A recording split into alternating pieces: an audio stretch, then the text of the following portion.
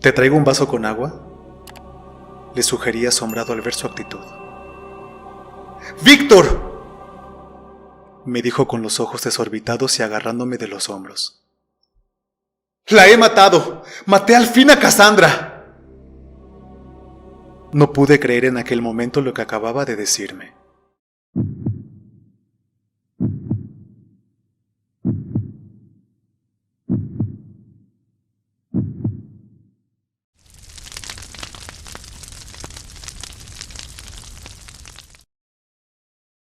Cassandra. Hace 3 días por la tarde vino a mi herrería el joven Carlos, un pobre muchacho que quedó huérfano hace unas semanas por culpa de Cassandra, la bruja del pueblo. Recuerdo que lo vi muy afligido cuando entró a mi taller. Pasaron unos segundos en donde se comportó de forma bastante nerviosa. Metió un paño dentro de un balde de agua fría que tenía yo para el acero caliente y luego mojó su rostro. ¿Te traigo un vaso con agua?, le sugerí asombrado al ver su actitud. ¡Víctor!, me dijo con los ojos desorbitados y agarrándome de los hombros. ¡La he matado! ¡Maté al fin a Cassandra! No pude creer en aquel momento lo que acababa de decirme. La sorpresa me dejó mudo por algunos segundos. Nuestro pequeño pueblo lleva mucho tiempo aislado del resto del país y la triste verdad es que no le importamos a nadie.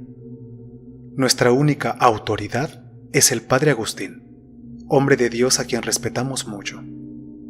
Si alguien se enferma gravemente debemos esperar al menos 4 días para que venga un buen médico de la ciudad a verlo y decida si hay que trasladarlo o no.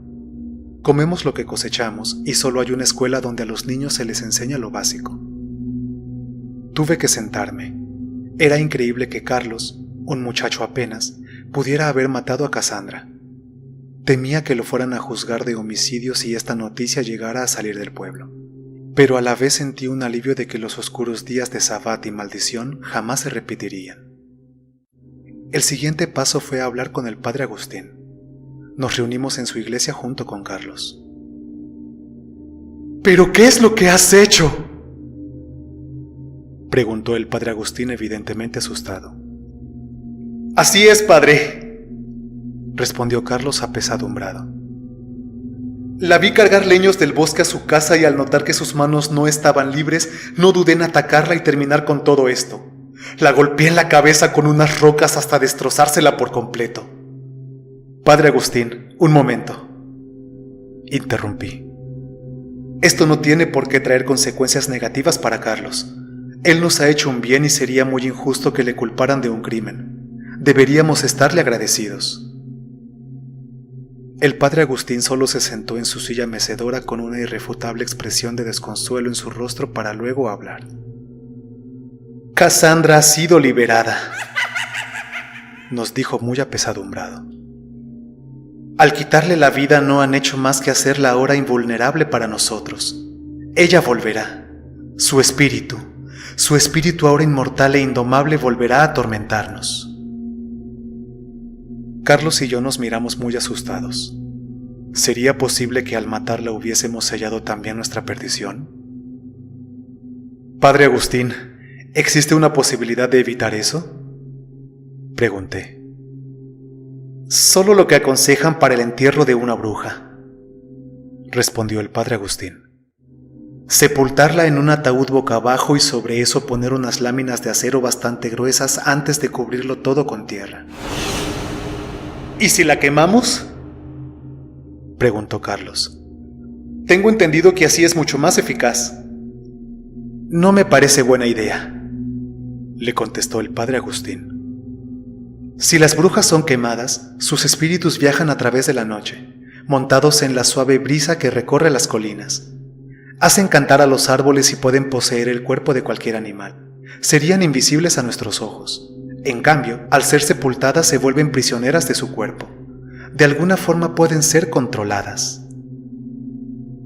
Finalmente fuimos los 3 a recoger el cadáver de Cassandra, pobre mujer hija de una anciana misteriosa. Nadie nunca pudo explicarse cómo una mujer de tan avanzada edad pudo haber tenido una hija. La anciana mujer la crió hasta los 8 años y luego falleció.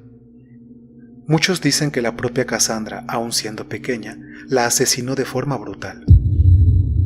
Recuerdo que en el funeral de la anciana, a quien yo conocía de vista por ese entonces, pues yo era solo un chiquillo, la pequeña niña Cassandra no se presentó y todos hablaban de ella. Hasta mis padres, quienes en ese entonces estaban vivos, temían de su presencia.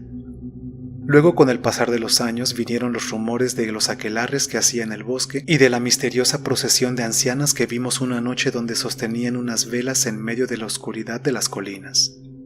Tras esos acontecimientos sobrevino lo terrible, la muerte de Juan, quien había sido maestro de la escuela, y la de sus 2 pequeñas hijas. A los 3 cadáveres les faltaban los ojos. Luego le siguió doña Isidora, cuyo cadáver fue encontrado cerca de su maizal. Le faltaba el corazón. Más tarde, vino la misteriosa muerte de los caballos de Ramiro, que de un día para otro fueron encontrados muertos en el establo bajo causas totalmente desconocidas, y finalmente hace unas semanas los padres de Carlos habían desaparecido.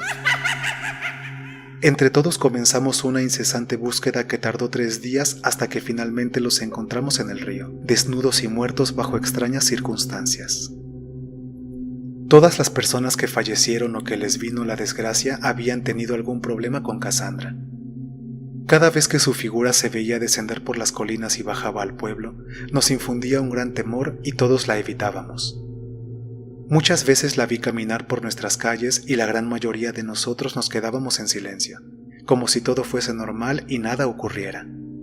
Sí, en esos días inspiraba miedo, pero al verla después ya muerta con su cráneo partido gracias a Carlos, nos devolvió un poco la tranquilidad. Sacamos el cadáver de Cassandra del escondite provisorio en el que la había puesto el muchacho luego de matarla y decidimos darle sepultura lo más lejos del pueblo posible. Para ello tuvimos la ayuda de solo 3 hombres más. No queríamos que el pueblo entero estuviera en el entierro de la bruja, pero la noticia más tarde igualmente se dio a conocer. Enterramos a Cassandra al pie de una de las tantas colinas que nos rodean, pero nos aseguramos de que fuese la más alejada. Seguimos paso a paso las instrucciones del padre Agustín, tomando todas las precauciones que se deben considerar en el entierro de una bruja. ¿Te gustó el relato? Si fue así, te invito a suscribirte y a seguirme en mis redes sociales.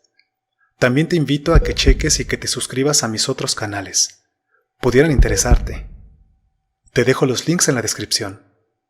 Escucha estos otros 2 relatos que también tengo para ti. Si tienes alguna historia que quieras que sea narrada en el canal, mándamela al correo que aparece en tu pantalla. Yo soy el narrador fantasma.